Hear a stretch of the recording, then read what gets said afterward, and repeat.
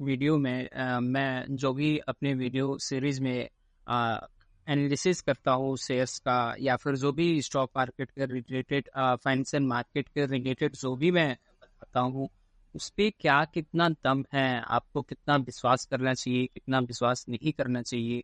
Actual में मैं जो यहाँ पे ट्रेड कर रहा हूँ उसमें कुछ प्रॉफिट हो भी रहा है कि नहीं हो रहा है, आ, उसके बारे में यहाँ पे डिस्कशन होना है। तो फिर चलिए यहाँ पे स्टार्ट करते हैं। सबसे पहले मैं आपको बता देता हूँ कि मेरा जो ब्रोकरेज अकाउंट है वो एम स्टॉक पे है, ठीक है। एक दो और अकाउंट है वहाँ पे मैं ज़्यादा एक्टिव नहीं रहता हूँ। मैं स्विंग ट्रेडिंग के पर्पज से एम स्टॉक में ज़्यादा एक्टिव हूँ क्योंकि यहाँ पे मुझे थोड़ा बहुत लीवरेज मिल जाता है। तो यहाँ पे सबसे पहले मैं आपको दिखा देता हूँ कि मेरा अकाउंट कब खुला था एम स्टॉक में। तो अगर आप यहाँ पे ध्यान से देखें तो फिर मेरा अकाउंट यहाँ पे खुला था 9 Feb 2023 127, ठीक है। तो 9 फरवरी को 2023 को मेरा अकाउंट खुला था। यहाँ पे एम स्टॉक का मैसेज भी, मेल भी आया है मेरे पे कि log in now, congratulation, your account is active, hello Saurabh Mishra, your M stock account has been activated successfully, you can start trading with us through the mstock mobile app or the web portal। तो 9 fab को मेरा account यहाँ पे खुला और उसके बाद मैं यहाँ पे थोड़ा बहुत इधर उधर हुआ, एक्टिव हुआ। फ्यूचर एंड ऑप्शन में एज सच मैं नहीं गया हूँ, करेंसी में भी नहीं गया हूँ। मैं मेरा जो भी मैंने यहाँ पे ट्रेडिंग की है वो सिर्फ और सिर्फ मैंने इक्विटी में ही ट्रेडिंग की है। तो यहाँ पे आज मैं आपको अपना फाइनेंशियल ईयर 2023-24 में मैंने कितना रिटर्न बनाया, कितना कमाया, कितना पैसा लगा के कमाया, वो सब मैं आज रिवील करूँगा। इससे एक आप अपना व्यू ले सकते हैं कि यहाँ पे कुछ पैसे बन भी सकते हैं कि सिर्फ जो क्रेज है बस वही क्रेज ही है, लोग बर्बाद हो रहे हैं ये बहुत सुना है, आबाद कितने लोग हो रहे हैं वो भी देखना बाकी है। तो फिर यहाँ पे सब कुछ मैं अपना जर्नी बताऊंगा, ये 1 ईयर का जर्नी कैसा रहा मेरा। हालांकि मैं इससे पहले भी मैं हूँ यहाँ पे ट्रेडिंग इन्वेस्टिंग में हूँ और जिस तरह की मेरी पढ़ाई है वहाँ पे तो काफ़ी ज़्यादा इन सब पे हम लोग काफ़ी बात करते हैं। तो फिर आने वाले वक्त में मैं आपको बताऊंगा भी कि मेरा एजुकेशनल क्वालिफिकेशन क्या है, मैं क्या करता हूँ क्या नहीं करता हूँ, सब मैं बताऊंगा। बट अभी ये है कि ये जो मैं आपको पीएनएल दिखाने जा रहा हूँ उसमें सच्चाई कितनी है मैं आपको पूरा यहाँ पे, ठीक है, बताऊंगा। यहाँ पे कोई भी एडिट नहीं की गई है, सारा जो भी है नेचुरल वे से मैं आपको यहाँ पे बताऊंगा पूरे महीने का, ठीक है।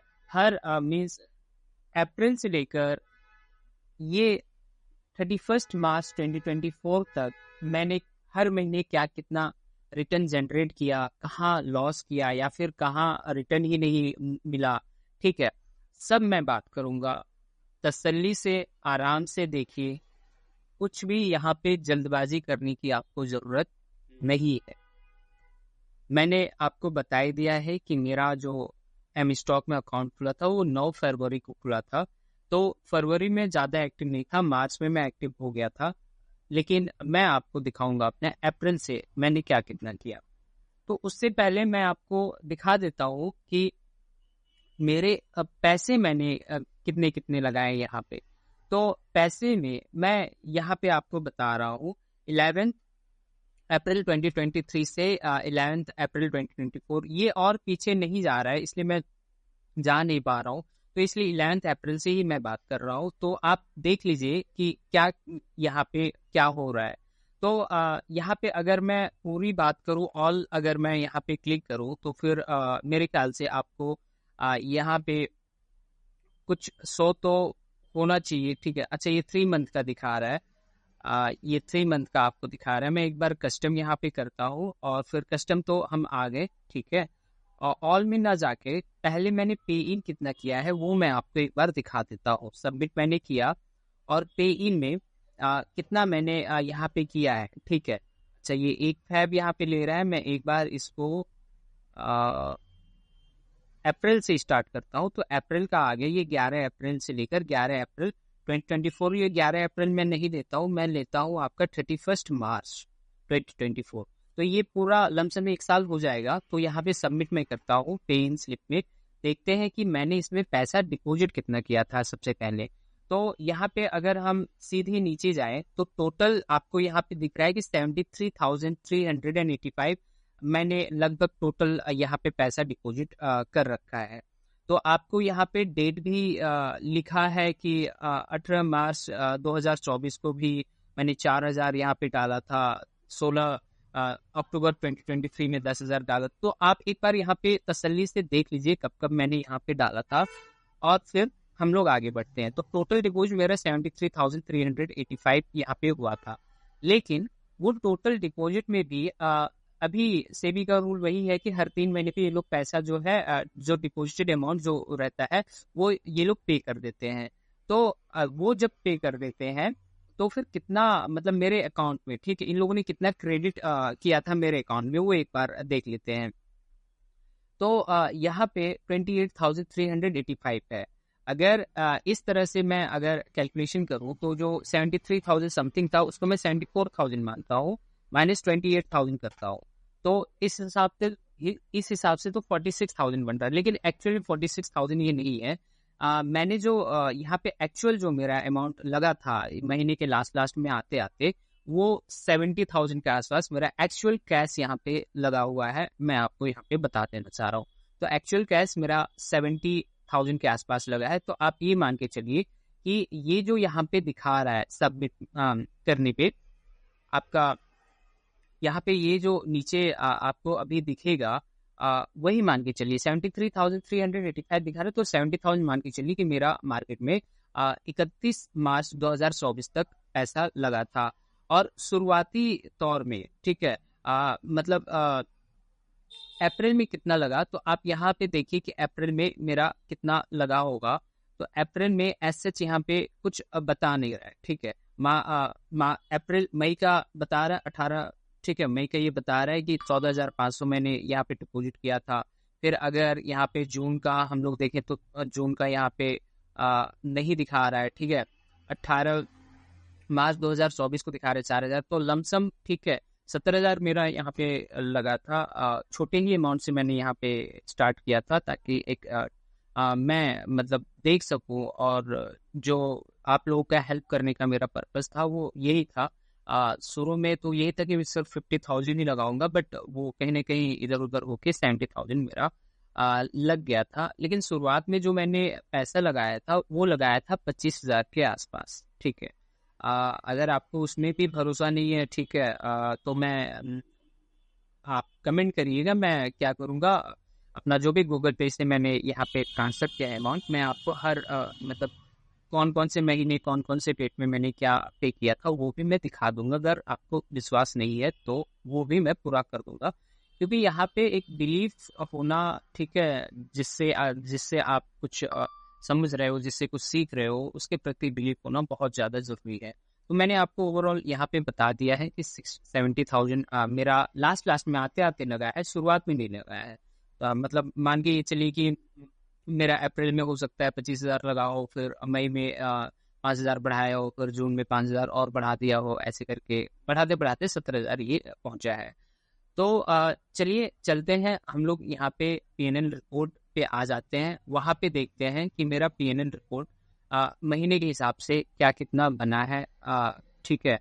तो सबसे पहले मैं कस्टम करता हूँ। आप यहाँ पे कॉपी पेन लेके आप नोट कर लीजिए क्या है, कितना इसने बनाया, कितना नहीं बनाया, अपने को बहला फुसला रहा है, क्या कर रहा है, ठीक है, सब कुछ आप समझिएगा, ठीक है, आप समझदार तो है ही। तो चलिए देखते हैं। सबसे पहले हम आ जाते हैं अप्रैल के महीने में, 2023 अप्रैल में आते हैं, और अप्रैल से ही हम लोग यहाँ पे शुरुआत करते हैं कि अप्रैल में कितना बना था, ठीक है। तो अप्रैल में ही हम लोग रहेंगे 2023 के अप्रैल में। अप्रैल 31 में यहाँ पे 30 है, तो अप्रैल 30 मैं यहाँ पे कर दिया हूँ। तो आप यहाँ पे डेट देख लीजिएगा, 1/4/2023 से 30/4/2023, ये यहाँ पे मैं अभी सबमिट करूंगा। शुरुआत में मेरे ख्याल से 25,000 मैंने यहाँ पे लगाया था। तो देखते हैं कितना अपना यहाँ पे आया है। तो मैंने यहाँ पे सबमिट का बटन दबा दिया है, और यहाँ पे देख लेते हैं कि मैंने कितना कमाया। तो अब आपको इसमें हंसी आएगी कि इसने तो सिर्फ 23,000 ही कमाया है। 23,000 कह रहा हूँ मैं, 299, ओवरऑल 300 रुपये का इसने ठीक है यहाँ पे कमाया है।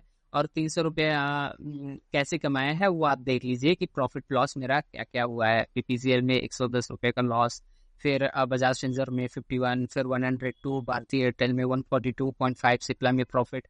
तो इस हिसाब से मेरा ये ट्रांजेक्शन हुआ था, और ओवरऑल मेरा जो ट्रांजेक्शन अप्रैल महीने में हुआ था वो 299 का प्रॉफिट मैंने जनरेट किया था। तो ये मैंने बात करी अप्रैल महीने की। अब हम लोग चलते हैं कि मई में कितना प्रॉफिट जनरेट हुआ। तो मई की बात कर लेते हैं। 31 मई यहाँ पे मैं क्लिक करता हूँ, और यहाँ पे मैं 1 मई से स्टार्ट करता हूँ। तो अप्रैल का मैंने दिखा दिया, अब मई में हम लोग एक बार देख लेते हैं।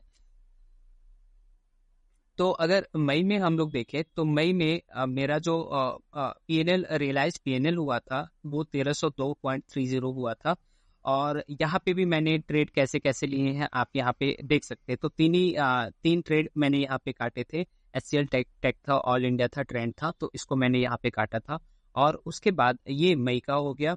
मई का होने के बाद मैं अब चलता हूँ जून में, और जून में देख लेते हैं कि जून में क्या कितना मैंने कमाया गवाया, क्या कितना उसमें मैंने किया था। तो एक बार जून का भी देख लेते हैं, और जून में भी देखते हैं क्या हो रहा है। तो मैं जून में आ चुका हूँ, और जून में ही जून में तो नो डेटा अवेलेबल कह रहा है, मतलब जून में मैंने ना ही कमाया नहीं गवाया, मतलब कुछ भी मेरा जून में पीएनएल आया ही नहीं। तो जून में मैं जीरो था, ठीक है, एक हिसाब से वो देख लीजिएगा। अब जुलाई में चलते हैं, और जुलाई में देखते हैं कि जुलाई में कितना हुआ है। तो जुलाई का में आ जाते हैं, और जुलाई में देखते हैं कितना हुआ है। तो जुलाई में 26/10 मतलब 2610.65 बनाया है यहाँ पे। और कहाँ कहाँ ट्रांजेक्शन लिया है आप देख सकते हैं। ये मैंने इन सब पे ट्रांजेक्शन लिया था, कुछ लॉस में कटे हैं, कुछ प्रॉफिट में कटे हैं। अब जुलाई का होने के बाद हम लोग अगस्त में आते हैं, और अगस्त में देख लेते हैं कि अगस्त में कितना हुआ है। तो अगस्त में हम लोग आ जाते हैं, और अगस्त में देखते हैं कितना हुआ है। यहाँ पे सबमिट मैंने कर दिया, और यहाँ पे अगस्त में जुलाई के मुकाबले कम बनाया, 1804 रुपये बनाया। और आप देख सकते हैं कि क्या कैसे ट्रांजेक्शन मैंने लिया था, कहाँ काटा है, लॉस में काटा भी है और प्रॉफिट में भी काटा है। तो ये आपका अगस्त का हो गया। अब हम लोग चलते हैं अगस्त के बाद के महीने में, जो कि सितंबर है। वहाँ पे 30 सितंबर क्लिक करते हैं, और यहाँ पे 1 सितंबर क्लिक करते हैं, और उस महीने देखते हैं कि कितना प्रॉफिट हुआ है। तो उस महीने आपका जो ओवरऑल प्रॉफिट हुआ था वो 2496 हुआ है। आप यहाँ पे ट्रांजेक्शन भी देख लीजिए क्या कितना है। ध्यान रहे ट्रांजेक्शन देखते जाइए, मैं आपसे लास्ट में क्वेश्चन भी पूछूंगा। फिर उसके बाद हम लोग सितंबर अक्टूबर में चले जाते हैं, वहाँ पे भी देखते हैं क्या कितना ट्रेड हुआ है। तो अक्टूबर में हम लोग आते हैं, यहाँ पे सितंबर का हो गया था, अक्टूबर में आते हैं, और अक्टूबर में एक बार देख लेते हैं। तो अक्टूबर में ठीक है 1358.90 मेरा प्रॉफिट हुआ है। और यहाँ पे भी ट्रांजेक्शन आप देख लीजिए कहाँ क्या कितना प्रॉफिट लॉस मैंने किया। तो ये सारे ट्रांजेक्शन हुए थे अक्टूबर महीने में। और अभी चलते हैं फिर से हम लोग अक्टूबर के बाद हम लोग चलते हैं नवंबर में, और वहाँ पे देखते हैं नवंबर में कितना प्रॉफिट लॉस हुआ। तो ये नवंबर का है, और नवंबर में देखते हैं कि यहाँ पे कितना प्रॉफिट लॉस हुआ। तो नवंबर में ठीक है, अब ठीक है, विश्वास करिए ना करिए, 5,521 रुपये का यहाँ पे प्रॉफिट हुआ, जो कि बहुत ज़्यादा है। ठीक है, एकदम से ठीक है। तो देख लीजिए यहाँ पे मैंने कहाँ कहाँ ट्रांजेक्शन लिया था वो देख सकते हैं आप।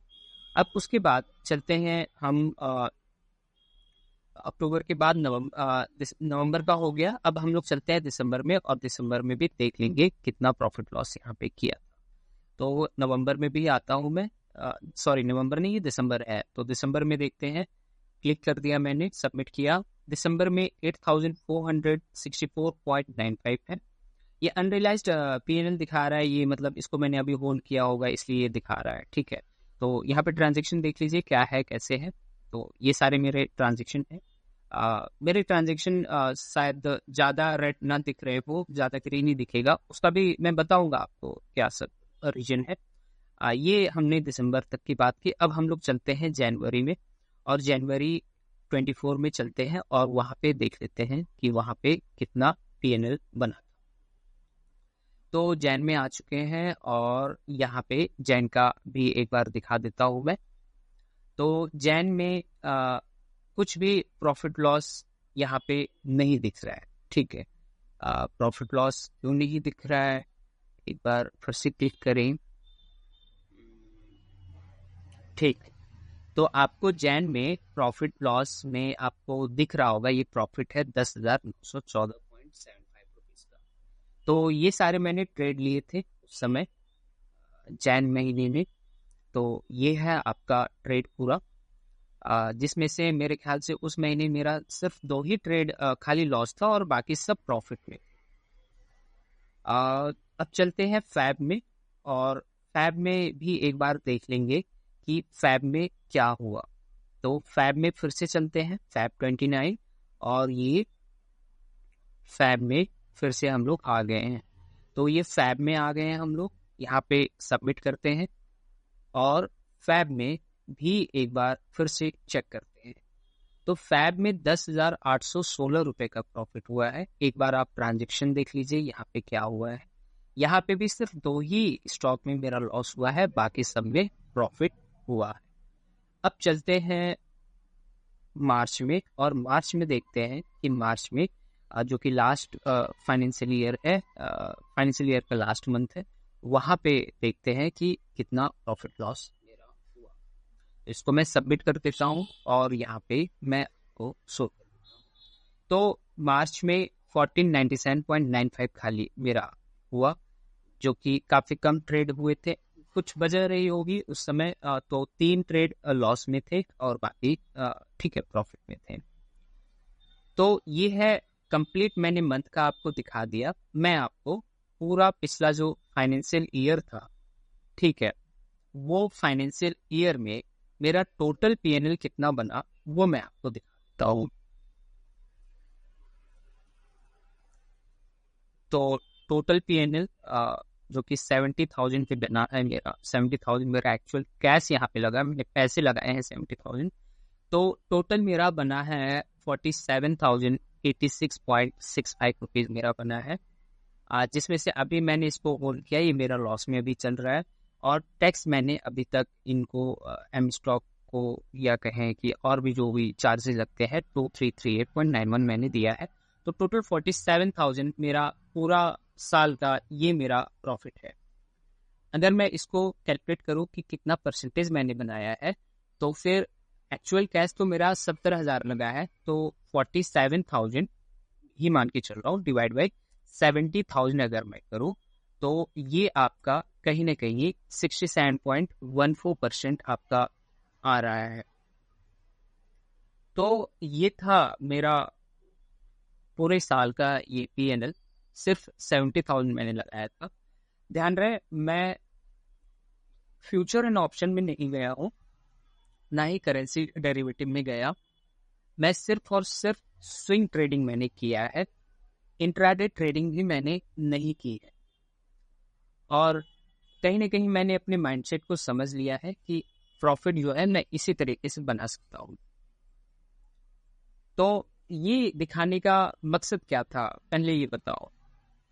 तो दिखाने का मकसद ये था कि अगर आप लोग भटक रहे हैं इधर उधर, समझ नहीं पा रहे हैं कैसे क्या करना है, या फिर लॉस काफी कर चुके हैं, आप उससे बदला लेना है, रिवेंज ट्रेडिंग आप कर रहे हैं, और आपका माइंडसेट उतना अभी नहीं बैठ पा रहा है कि कहाँ पे करें, इंट्राडे करें, स्विंग ट्रेडिंग करें, पोजिशनल ट्रेडिंग करें, इन्वेस्टमेंट करें, फ्यूचर एंड ऑप्शन में जाएं, शॉर्ट सेलिंग करें, क्या करें, नहीं समझ पा रहे हैं, तो आप जो है पहले अपने साइकोलॉजी को समझिए, माइंडसेट को समझिए। और इसमें बस एक अगर मैं कुछ आपको कह सकता हूँ, तो आप जो है कुछ भी करके कुछ ना कुछ मेडिटेशन स्टार्ट करिए, योगा स्टार्ट करिए, अगर हो सके तो 10 दिन का विपासना भी कर लीजिए। मैंने किया, मुझे काफ़ी ठीक है, अच्छा लगा, काफ़ी रिलीफ है, और मैं इसी तरह से अभी बना रहा हूँ। नेक्स्ट ईयर जब ये करंट फाइनेंशियल ईयर कंप्लीट हो जाएगा, तब भी मैं अपना जो भी पीएनएल मेरा होगा, मैं ऑफ कोर्स यहाँ पे अपलोड जरूर करूँगा। रिक्वेस्ट यही है आप लोगों से कि दिखाने का मकसद कुछ ये नहीं था कि मैं एक्सपर्ट हो गया हूँ, मैं ये कर रहा हूँ, मैं वो कर रहा हूँ, ऐसा कुछ भी नहीं है। लेकिन जो एक सेफ वे जो मुझे जो समझ में आया है कि उससे भी पैसा बन सकता है, जो भी मैंने अपनी स्ट्रेटेजी लगाई है, जो भी इतनी सालों की मैंने रिसर्च की है, मेहनत की है, करता ही रहा हूँ, करूँगा भी, तो उस हिसाब से मैं यहाँ पे कर रहा हूँ। अगर आप भी इंटरेस्टेड हैं मेरे तरह की स्ट्रेटेजी को फॉलो करने में कि किस हिसाब से मतलब यहाँ पे हो रहा है, और अगर आपने बीच में ध्यान दिया होगा तो फिर मेरा जो लॉस है वो काफ़ी छोटा है, प्रॉफिट जो है काफ़ी बड़ा है। उस हिसाब से मेरी यहाँ पे ट्रेडिंग चलती है, स्विंग ट्रेडिंग चलती है। तो यही है, कोशिश आप लोग यही करिए।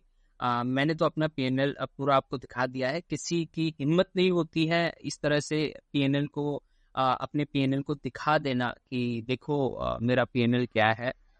तो ठीक है, मैंने सच्चे दिल से आपको यहाँ पे जो भी मेरा पीएनएल बना है मैंने आपको वो दिखाया है, और रिक्वेस्ट बस यही है कि चैनल को ज़्यादा से ज़्यादा आप ठीक है उन सबके साथ शेयर करिए जो अभी कहीं ना कहीं भटक रहे हैं। मेरे पास बहुत सारे ठीक है लोगों का यही रहता है कि वो माइंडसेट खाली समझना चाहते हैं कि कैसे क्या होता है।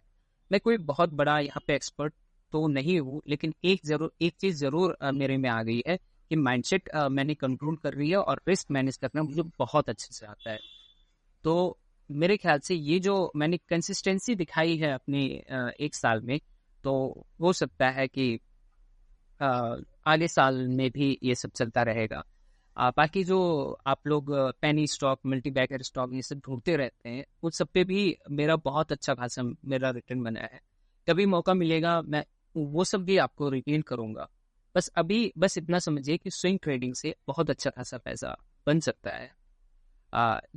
मैंने आपको यहाँ पे शो कर दिया है। तो आज के लिए बस इतना ही। आपने इतना समय दिया उसके लिए thank you very much. Video को ज़्यादा से ज़्यादा लाइक करिए, शेयर करिए, और अगर आपने अभी तक चैनल सब्सक्राइब नहीं किया है तो सब्सक्राइब ज़रूर करिएगा, क्योंकि इस तरह से मैं कंटेंट लाता रहूँगा जो कि फाइनेंशियल एजुकेशन पे रहेगा। यहाँ पे आपको वेल्दी कैसे बनाया जा सकता है उस पर मेरी कोशिश रहेगी, और एक मार्केट को कैसे एनालिसिस करना है उन सब पे तो वीडियो में डाल ही रहा हूँ। तो बस इतना ही आज के लिए करते हैं।